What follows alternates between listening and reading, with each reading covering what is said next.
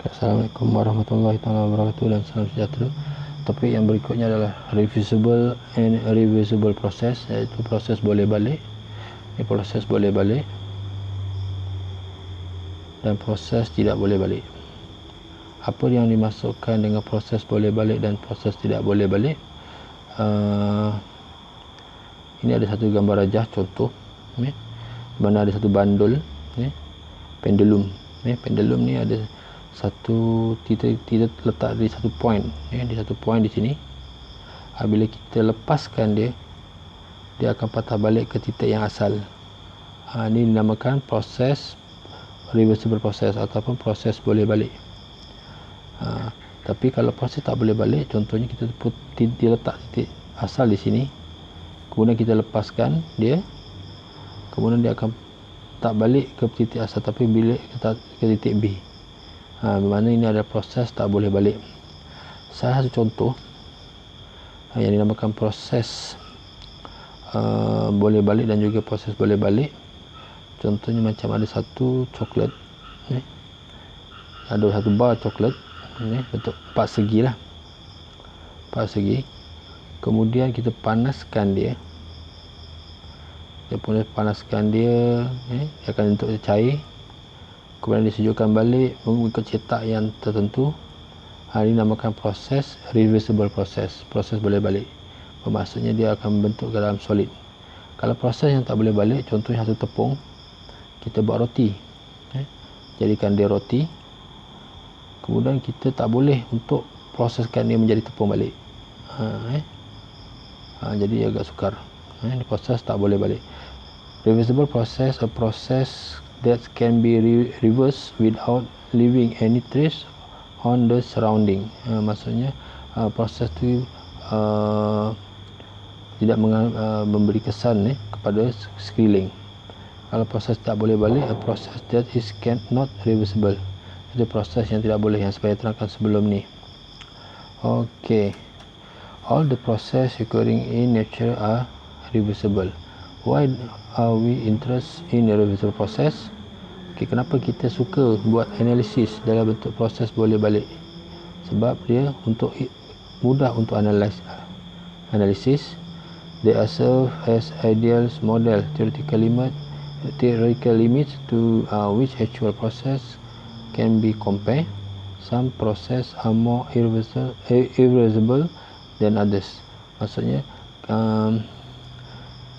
secara teoretikal ni kita boleh buat analisis, buat pengiraan secara mudah lah berbanding dengan proses yang tidak boleh balik. Okay, we try to approximate reversible process. Why? Reversible process deliver the most and consume the least work. Contohnya untuk reversible process, kalau kita ada satu dam ataupun empangan, kita buat satu pergerakan mampatan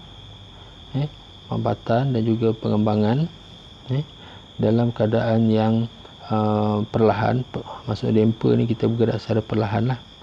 Maksudnya air tu dia akan bergerak secara menyusut ataupun menaik secara dengan tenang.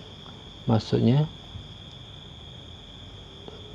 dia perubahan tak besar seperti proses yang kalau damper ni kita buat bergerak laju.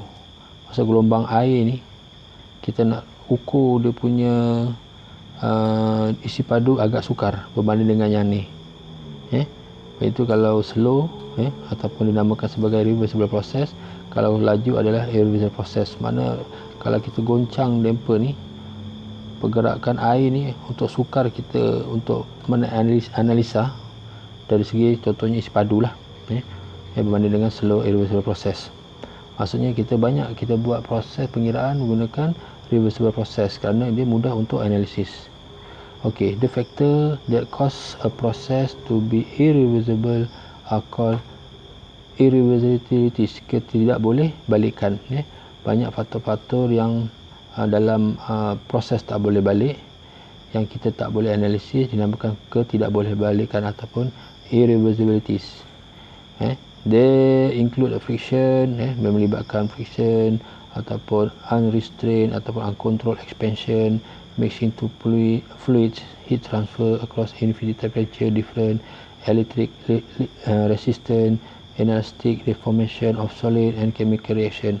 Dalam proses tak boleh balik, banyak benda-benda faktor yang kita boleh dikira. Contoh dari mechanical, dari segi dia punya geseran, faktor geseran, atau kalau kita buat pengembangan dan juga mampatan, untuk kira dia punya structure dalam proses tu agak sukar berbanding dengan proses boleh balik. The presence of any this effect render a process irreversible process. Process irreversible. Kalau friction render ataupun cause to become a process irreversible process. Contohnya kita ada satu piston, ada satu omboh, ni omboh, ni piston. Pergerakan secara slow dinamakan sebagai proses boleh balik. Kalau laju dinamakan proses tidak boleh balik. Okey, ini satu contoh dalam proses irreversible heat transfer process. Contohnya kita ada satu tin ais soda, suhu asalnya adalah 5 degree Celsius. Ini kelakuan berfizel. Suhu sekeliling adalah 20 degree Celsius. Kelamaan tin soda ni akan suhunya akan berubah menjadi 20 degree Celsius, iaitu 5 degree Celsius kepada 20 degree Celsius bergantung pada persekitaran. The heat transfer through a temperature difference is irreversible and the reverse process is impossible. Okey, kalau reverse daripada proses ni, 20 degree Celsius ke 5 degree Celsius, ini adalah impossible, mustahil. Kalau suhu persekitaran dia 20 degree Celsius. Okey, ini saya dah ceritakan tadi, antara beza antara irreversible process dengan juga reversible process. Mana proses yang fast compression ni agak dinamakan sebagai irreversible process. Begitu juga dengan proses unstrength inspection, di mana kalau kita bocorkan ataupun keluarkan satu lubang di sini, di mana tekanan daripada 700 kilopascal kepada 50 kilopascal ni ada keluaran dia laju lah. Kita sukar untuk analisis. Okey. Kemudian berikut adalah internally and externally reversible process. Yang mana reversible process for a system is defined as a process that once having taken place can be reversed, and in so doing leave no change in either system or surrounding. Dalam reversible process ni dinamakan sebagai proses itu ada perubahan, ada berlaku perubahan, tiada perubahan dalam sistem ataupun dalam keadaan luar sistem. Reversible process are preferred because the device which produce work such as engine and turbine. Dalam reversible process contohnya seperti engine dan juga turbine, reversible process of the working fluid deliver more work than the corresponding irreversible process. Also in this case, in case of fan, compressor, refrigerator ataupun pump, less power input is required when reversible process are used in place of corresponding irreversible ones.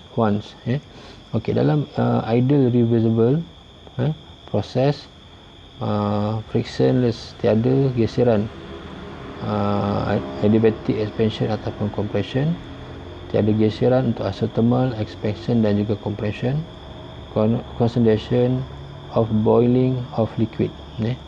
Some example of irreversible process contohnya seperti proses pembakaran, combustion process, ataupun mixing to fluid, contohnya udara bercampur dengan air, proses tidak boleh balik. All process involve friction, melibatkan geseran. Flow of electric current through a resistance, current elektrik juga dinamakan sebagai irreversible process. heat flow high temperature to lower temperature. Ini pun dinamakan sebagai irreversible process. Ini agak sukar untuk kita analisis. Okey, ini term-term berkenaan dengan reversible process, ya. Di mana internally reversible process if no irreversibilities occur within the boundaries of the system during the process, di mana tiada proses ketidakbolehbalikan semasa proses ini berlaku, dan juga ini proses dalaman internally. Externally reversible process is no reversibilities occur outside the system boundaries, maksudnya melibatkan surrounding lah. Total reversible process is involve no irreversibilities within the system or its surrounding. Tiada ketidakbolehbalikan. The total reversible process involve no heat transfer through a finite temperature difference, no quasi-equilibrium change, no friction and other dissipative effect. Total reversible process melibatkan tiada pemindahan haba, quasi-equilibrium change dan sebagainya, no friction dan tiada geser dan sebagainya. Okey, topik seterusnya adalah an example. Consider the transfer of heat to identical system that are undergoing a constant pressure, thus a constant temperature. Phase change process as figure 635, ni proses figure ni. Both process are internally reversible since both take place isothermal and both pass through exact the same equilibrium state. Maksudnya keseimbangan, proses keseimbangan, contohnya ini daripada 20 degree Celsius, thermal energy, kalau total reversible energy, so total heat adalah 20.00 something. Kalau internally reversible process dalam sistem ni 20 degree Celsius, tapi dalam heat yang masuk ni adalah lebih kurang dalam 30 degree Celsius. The first process shows externally reversible also since heat transfer for this process take place through an infinitesimal or insignificant temperature difference. Dia tiada perubahan suhu. The second process B ni, however, is externally irreversible since it involves heat transfer through a finite temperature difference. Maksud dia punya perbezaan suhu dia